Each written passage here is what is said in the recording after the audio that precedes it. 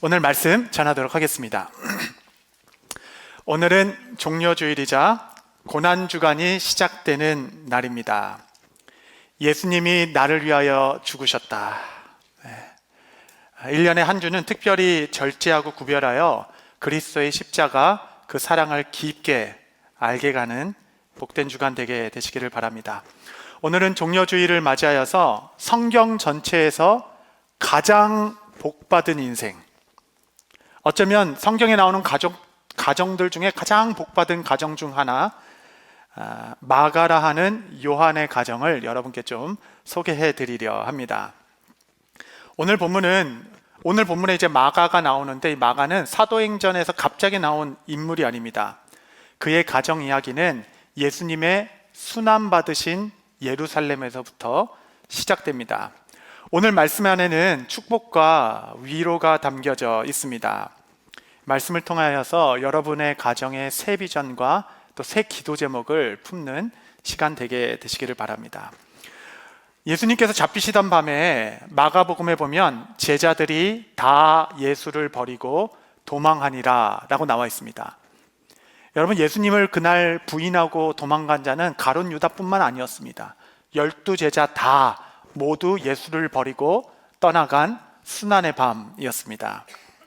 그런데 여러분, 그날 밤 예수님의 12제자 이외에 또 청년 한 명이 예수님을 쫓아가다 부끄러워 도망간 기록을 하나 남기고 있습니다. 마가복음 14장 50절 52절에 보시면 제자들이 다 예수를 버리고 도망하니라. 한 청년이 벗은 몸에 배 호디부를 두르고 예수를 따라가다가 무리에게 잡히매 배 호디부를 버리고 벗은 몸으로 도망하니라.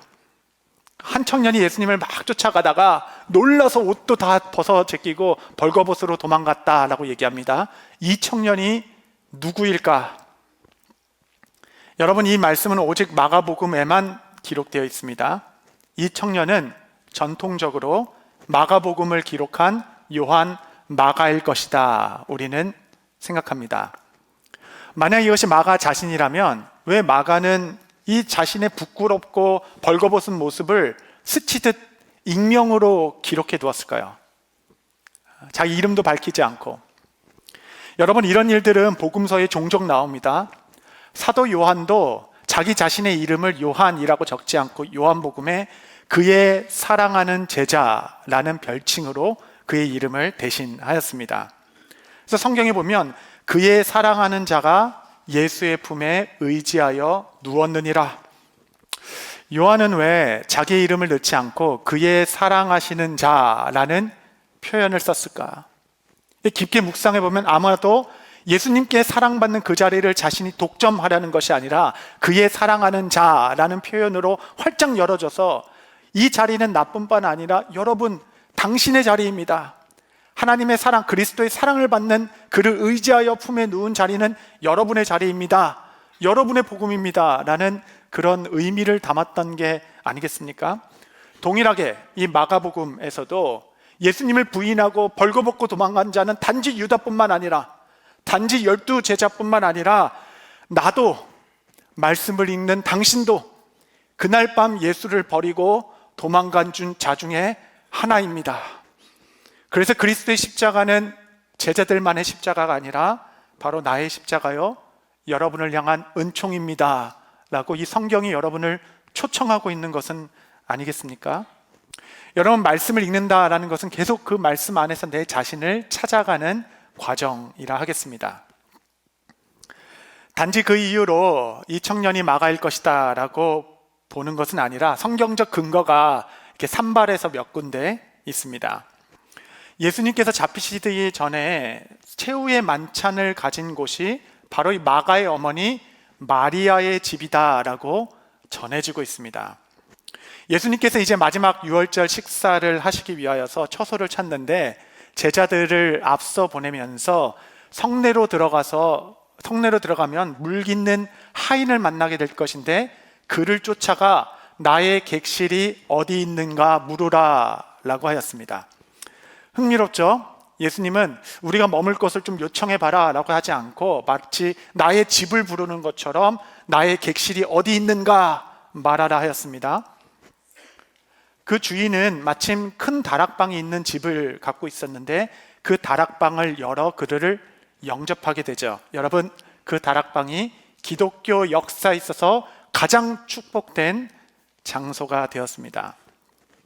이 다락방이 다른 책에서 한 번 더 나오는데 사도행전에 나오는 것이에요.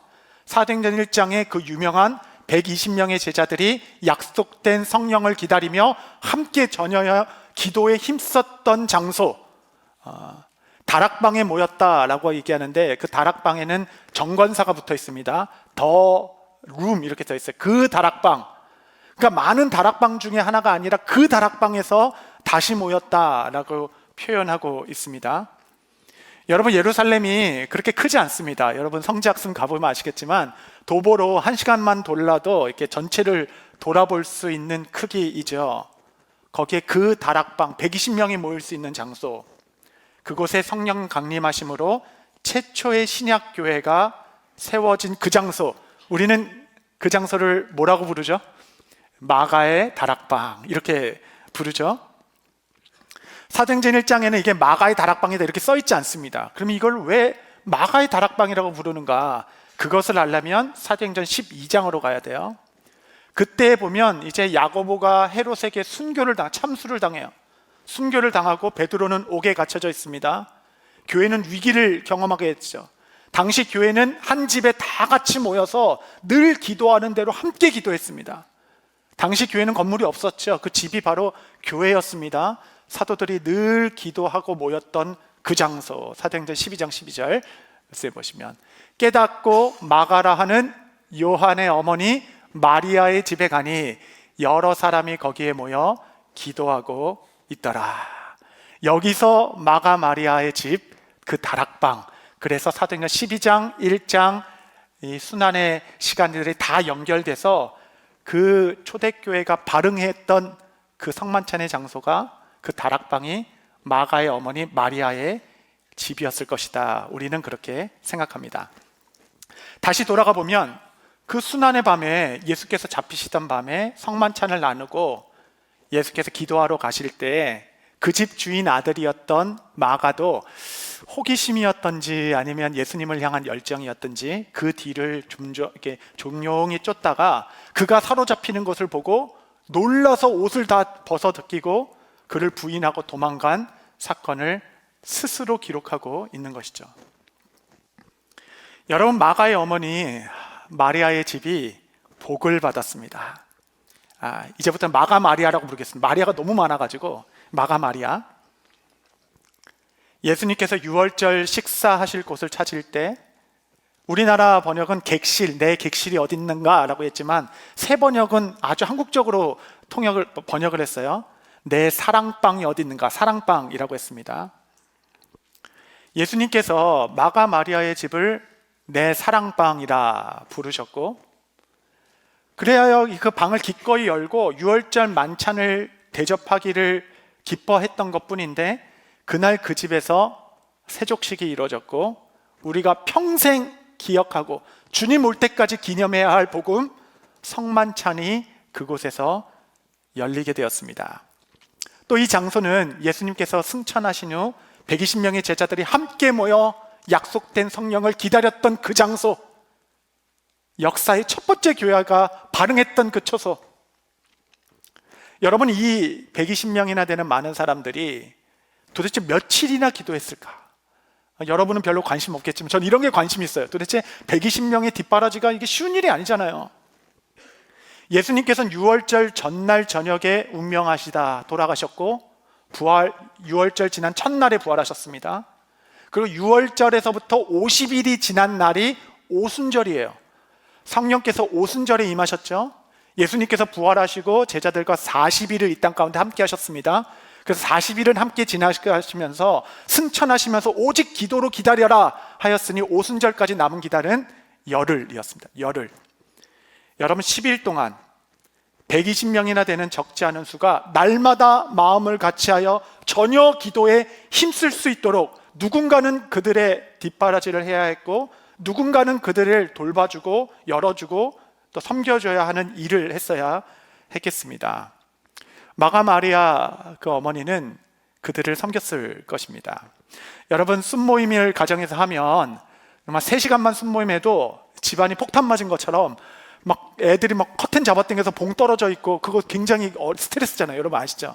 막 여기저기 3시간 순모임 하는 것도 쉽지 않은데 120명이 함께 모여 열흘 동안 전혀 기도에 힘쓰도록 그 일을 뒤에서 섬긴 마가 마리아. 분명히 수고가 있었겠죠. 그러나 여러분, 주님께서 나의 가정을 나의 사랑방이라 부르시고 내 집에서 세례식과 성만찬이 이루어졌으며 약속하신 성령의 강림하심으로 첫 번째 초대교회가 시작된 것이 내 가정이라면 여러분, 그 수고가 위로받지 않겠습니까? 보상받는 듯 하지 않겠습니까? 아브라함 이래로 그 축복을 고스란히 이어받은 마가 마리아의 그 가정, 그 집은 늘 교회로 사용되어서 기도 소리가 끊이지 않았고, 여러분, 야고보가 순교하고 베드로가 잡히는 어려움이 있을 때마다 교회로 모였으며 그 집은 사도들의 발걸음이 늘 끊이지 않아 늘 사도들의 말과 교제가 풍성했던 그 장소. 여러분, 제가 이제 KM 중고등부 담당했었습니다. 처음에 왔었을 때. 그때는 이제 조기 유학생들 중심의 유스 그룹이었어요. 한 40명 정도 모여서 예배 드렸습니다. 그런데 이제 유학생이고 그러니까 한 집사님이 우리 아이들 한번 집에 초청해서 집밥을 한번 해서 섬기겠습니다, 대접하겠습니다 그러셨어요. 그래서 그러시라고, 내가 집밥 한번 먹이고 싶다, 너무 좋다, 그렇게 약속을 하고 시간이 한 6개월 정도 시간이 훌쩍 흘렀습니다. 그래서 이제 좀 가야죠 라고 해서 이제 가려고 했는데, 문제는 당시 아이들이 그때만 해도 40명이었는데 6개월이 지나니까 애들이 100명이 됐어요. 교사까지 다 하니까 이제 100명이 꽉 차는 겁니다. 집사님이 오라 하셔가지고 집사님 다 좋은데 이제 저희가 이제 100명이 됐습니다. 그러니까 막 당황하시는 거예요. 분명 50명이라고 생각했는데. 그래서 너무 당황해 하시길래 집사님 안 하셔도 된다고, 안 하셔도 되는데 제가 아이들에게 다 말해놨다. 말은 해놨는데 안 하셔도 된다고. 그래서 제가 협박을 좀 해서 그날 교회 밴 2대 빌려서 선생님들 차 총동원해가지고, 기억나신 분들 계시죠?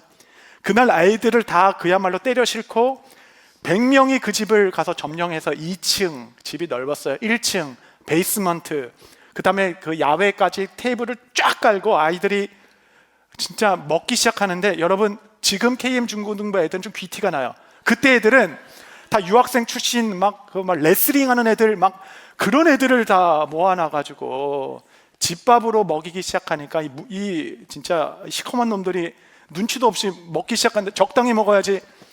그날 분명히 메뉴가 3개라고 들었는데 전 3번째 메뉴가 뭔지도 몰라요. 전 진짜 못 봤어요. 스파게티와 빵으로만 애들이 먹기 시작하는데, 거기 순원들을 다 초청했어요. 100명을 먹여야 되니까. 그날 주방에서 제가 본 그분들의 얼굴을 잊지 못합니다. 이게 뭐 스파게티 면을 삶는 건지 빨래를 삶는 건지 막 정신이 하나도 없어요. 여러분, 우리는 이민자들이니까 이게 먹는 게 중요하잖아요. 우리한테는 중요해요. 이게 아무것도 아닌 것 같지만 여러분, 그게 다 사랑이죠. 이런 일들이 우리 교회 40년에 이르기까지 얼마나 많았습니까?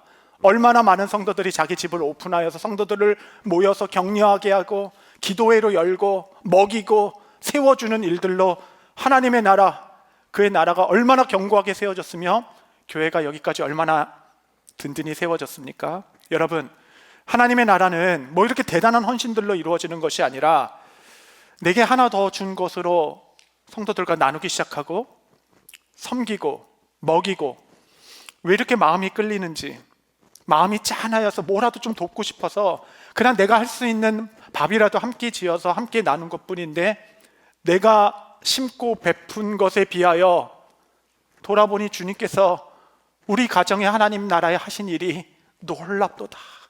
너무 큰 은혜를 주셔서, 정말 하나님의 나라는 작은 씨앗과 같아서 사과씨 같은 거 하나만 심은 것뿐인데 그것이 자라자라 무궁한 나무가 되어서 열매를 맺기 시작하는데, 여러분, 이 나무가 생명나무라 죽지가 않아요.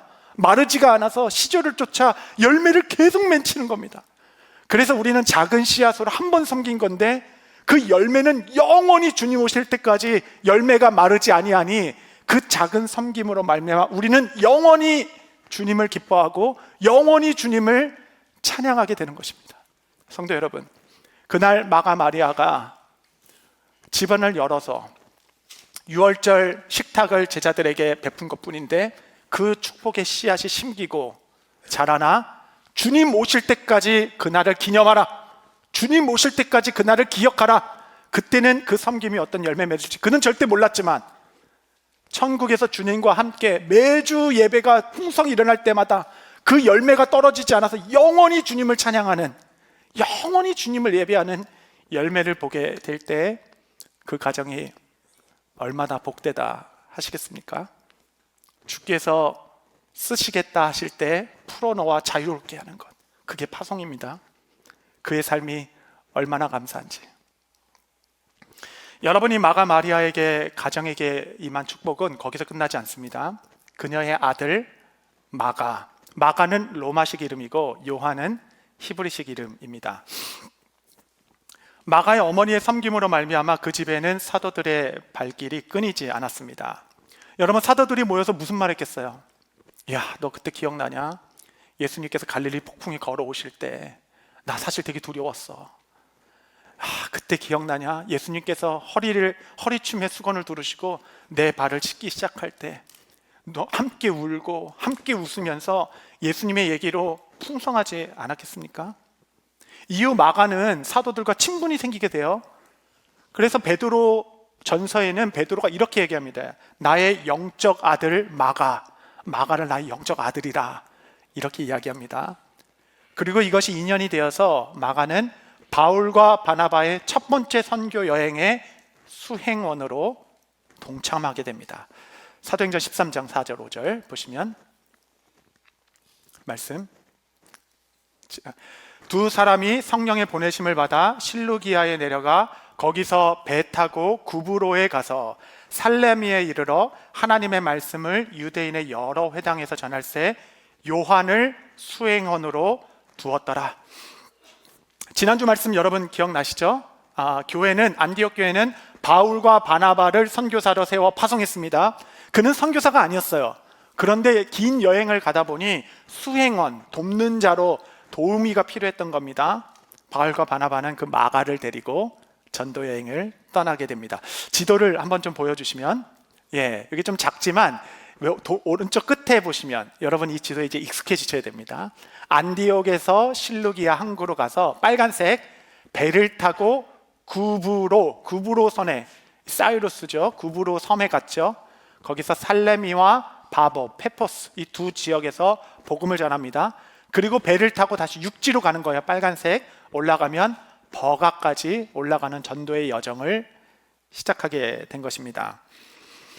여러분, 성령의 큰 권능으로 이 구브로 섬에 가니까 총독 서기오에게 복음을 전하게 됐고 마술사 엘리마를 그냥 단번에 제압하게 됩니다.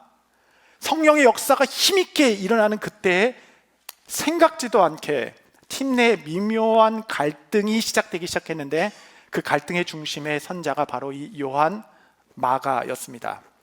그래서 구브로 섬의 사역을 마치고 이제 배를 타고 본토 이 버가로 딱 지나갔는데 느닷없이 버가에 도착하자마자 마가는 나 이제 더 이상 안 해, 나 집에 갈 거야. 그리고 짐 싸고 배 타고 예루살렘으로 돌아가 버립니다.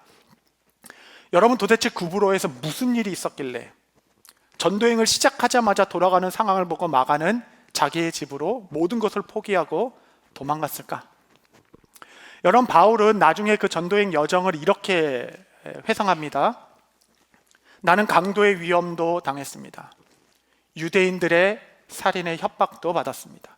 고된 노동의 고역이 있었습니다. 매질에 시달렸고 수없는 밤을 뜬 눈으로 세우고 줄이고 굶고 추위에 떨며 헐벗었습니다. 이렇게 고백했죠. 그러니까 마가가, 이 눈치 빠른 마가가 1차 전도행 시작하기도 전에 한 지역에 딱 가는 거 보고 야, 이 사람들 따라가다가는 진짜 그냥 4명이 못 죽겠다. 이건 저랑 체질상 안 맞아요. 저는 엄마가 가라 그래서 갔지 난 몰라요. 그리고 그냥 다 버리고 집으로 포기하고 도망간 자가 마가입니다. 사도행전 13장에는 이 사건을 그냥 덤덤하게 적어놨어요. 마가 요한은 바울 일행을 떠나 예루살렘으로 돌아가니라. 하지만 이 복음이 첫 시작할 때 일어난 이 사건으로 말미암아 바울 일행이 얼마나 마음이 아팠는지, 여러분, 이 일이 바울과 바나바 속에 앙금으로 남아 있습니다. 그리고 1차 전도행이 끝나고 이제 정렬을 가다듬고 이제 2차 전도행을 떠나기 시작할 때 이 갈등이 폭발하게 된 거예요. 바나바는 이 마가를 또 데려갑시다. 바울은 절대 안 됩니다. 이 마가 때문에 우리가 얼마나 고생했는데, 얼마나 마음고생했는데, 이는 중도 포기한 자이고 이제는 데려가면 안 됩니다. 여러분, 이 둘이 얼마나 심하게 다퉜는지 성경에는 서로 심히 다투어 피차 갈라서니, 아주 심하게 다퉈 그냥 갈 길 갑시다 라고 갈라진 거예요. 여러분, 이 두 영적 거장들의 다툼의 이유가 바로 마가 때문이었습니다. 그래서 결국 바울은 실라를 데리고 2차 전도행으로 가고 바나바는 그 마가를 데리고 사라지게 되죠, 역사에서. 여러분, 바나바가 마가를 데리고 간 곳이 어디냐면, 이게 중요합니다. 그를 데리고 다시 간 곳이 바로 그 구브로 섬입니다. 바나바는 왜 마가를 데리고 구브로로 갔을까? 여러분, 구브로 섬은 아마도 마가가 난 전도행을 포기할 거야, 난 더 이상 선교 안 할 거야, 나는 이 길을 갈 수 없어 라고 포기한 장소가 아니겠습니까? 구브로 이에 배 타고 버가로 가자마자 집으로 돌아갔으니, 바나바는 어쩌면 마가가 실패한 그 장소에서부터 다시 시작하여 그를 세우고자 한 것이 아닌가, 우리는 생각할 수 있죠.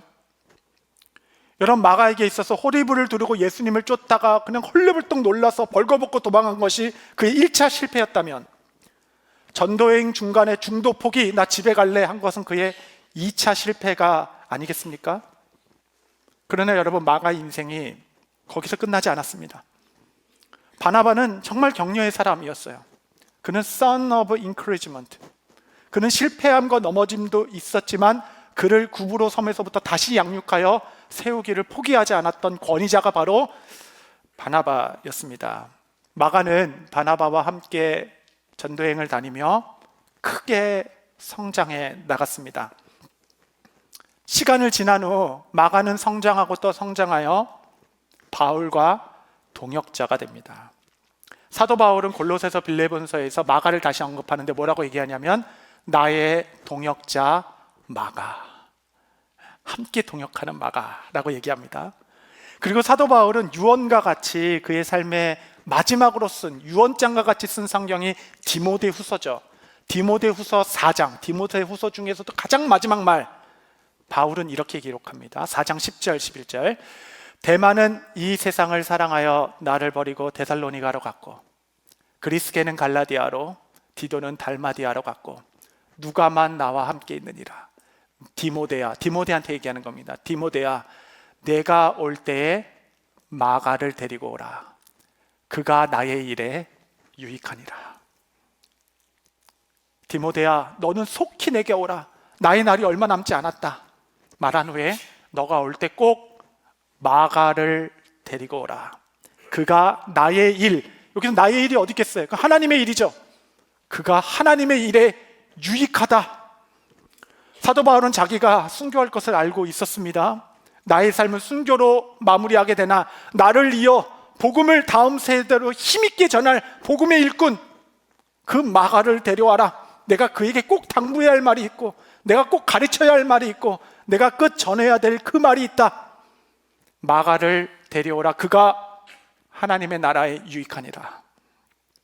여러분, 이 마가가 우리가 갖고 있는 4개의 복음서 중에 최초의 복음서로 알려진 성경 마가복음의 저자가 됩니다. 여러분, 그는 실패하였고, 그는 넘어지고 포기하였고, 어디 가나 그냥 뜨거운 감자, 갈등의 근원이 되었던 마가. 사람들이 이제 쟤는 끝났어, 2번이나 기회를 줬잖아, 구제불능이야 할 수 있었던 청년 마가. 하나님은 그의 이름을 기억하시고 그에게 믿음과 섬김의 어머니를 주셨고, 때론 바나바를, 때론 베드로를, 그리고 바울의 곁을 끝까지 지키게 하심으로 복음이 무엇인지 성장하고 양육하게 이끌어 주셨으며, 여러분, 그는 기독교 초기 유산을 모두 받아 누린 자입니다. 그는 눈으로 예수 그리스도의 마지막을 보았고, 그는 그의 음성을 실제로 들었던 자이고, 그는 성령 강림과 함께 교회 시작을 함께 했던 자이고, 최초의 복음 전파의 선교 여행의 수행원으로 따라갔던 자이며, 베드로의 영적 아들이었고 바나바의 양육을 받았으며 사도 바울의 지도를 받은 자, 성경의 저자 청년 마가. 마침내 그가 마가복음을 기록할 때는 AD 60년경입니다. 로마의 핍박이 시작되었고, 복음이라는 이 단어는 기독교 용어가 아니었어요. 원래 오직 황제에게만 독점되어서 황제를 향하여서 복음이라 라고 외칠 수 있는 그 기쁜 소식이 있다, 참된 복음이 왔다. 특별히 AD 64년 네로 황제로부터 전무후무한 고난의 세례가 교회에 쏟아지기 시작할 때, 그 핍박으로 말미암아 사도 바울이 순교했습니다. 그때 베드로도 로마에서 순교하게 돼요. 이제 1세대의 사도들이 다 순교하여 흩어지는 그때에 신앙을 유산을 이어받은 다음 세대, 하나님의 유익한 일꾼이 되어서 그가 흔들리는 교회, 흩어지는 교회들을 향하여 성령의 감동을 아래서 예수님의 생애를 담은 복음서를 시작했을 때, 마가복음 1장 1절, 하나님의 아들 예수 그리스도 복음의 시작이라. 할렐루야. 시련과 환난 중에 있고 두려움 가운데 있는 교회에게 복음을 부끄러움 없이 핍박 속에서도 담대히 그리스도의 복음을 전파하기 시작한 마가 요한. 여러분, 그의 삶에 실패도 있었고 넘어짐도 있었지만 하나님의 은혜는 그를 꽉 붙들어 주셨습니다. 구브로 섬에서 그는 포기를 마음먹었지만 다시 구브로 섬에서부터 그를 기초부터 세워가시어 하나님 나라의 유익한 자로 세우신 그의 은총. 사랑하는 성도 여러분, 마가 마리아의 집에 하나님께서 신령한 복을 주셨습니다. 그 신령한 복의 시작은 아주 미미했어요. 주님께서 내 사랑방이 어디 있는가 라는 주님의 부름이었습니다. 주님께서 부르시기에 마침 내 집에 큰 다락방이 하나 있었으니 음식으로 섬기고 교회로 모일 수 있도록 열어준 것뿐인데, 주께서 이 작은 섬김에 무한한 복의 씨앗이 되어 하나님의 나라가 무럭무럭 자라도록 축복해 주었습니다. 성도 여러분, 하나님의 나라는 침노하는 자의 것이라 말했습니다. 여러분, 우리가 이 땅에 살면서 다른 욕심은 없습니다. 다만 우리는 그리스도라는 값비싼 진주를 보았기에 주께서 쓰신다 하실 때에 마치 나귀 새끼를 풀어 자유롭게 해준 것처럼 나의 시간, 나의 재정, 나의 작은 섬김 다 주님께 드리오니 주님의 나라를 위하여 쓰이게 하옵소서. 실패와 갈등의 단초가 된 마가와 같은 나의 인생일지라도, 중도에 포기하고 어디론가 그냥 없어져 버린 것 같은 여러분 내 자녀들일지라도 하나님 아버지의 은혜에 의탁하노니 하나님 우리를 기억하옵소서. 이 땅을 사는 동안 눈물의 골짜기 또 고난의 수고가 없는 것 아니지만 몇 날이 목되어 여러분이 하나님 앞에 서는 날, 여러분은 알게 될 것이에요. 하나님이 여러분을 부르시고 함께 동참하게 했던 그 작은 섬김에서 자라난 하나님의 나라의 씨앗과 생명이 얼마나 풍성한지. 그는 생명나무라, 죽지 않는 나무라서 시절을 쫓아 열매를 맺되 시즌을 통해 계속 맺어서 그 열매를 볼 때마다 우리는 그곳에서 하나님을 영원히 찬송하게 될 것입니다. 고난주간을 맞이하는 여러분에게 저는 특별한 은혜가 있게 되기를 바랍니다. 오늘의 파송찬송은 몇 주 전에 우리 할렐루야 성가대가 저는 우리 교회에 주신 선물이다라고 생각합니다. 예수로 사는 인생, 그 찬양을 함께 부르며 고난주간을 시작하는 여러분의 삶과 가정, 우리 믿음의 자녀들 가운데 하나님의 은혜를 구하는 성도들 되시기를 바랍니다. 기도하시겠습니다. 거룩하신 주님, 고난의 십자가, 실패의 마가를 붙들어 하나님의 나라를 이루신 주님, 우리의 가정을 기억하옵소서, 우리의 자녀들을 기억하여 주옵소서. 이 고난주간에 주실 은혜를 간구하오니 주님, 진실된 영혼으로 주 앞에 머무는 종들을 축복하옵소서. 예수님의 이름으로 기도합니다. 아멘.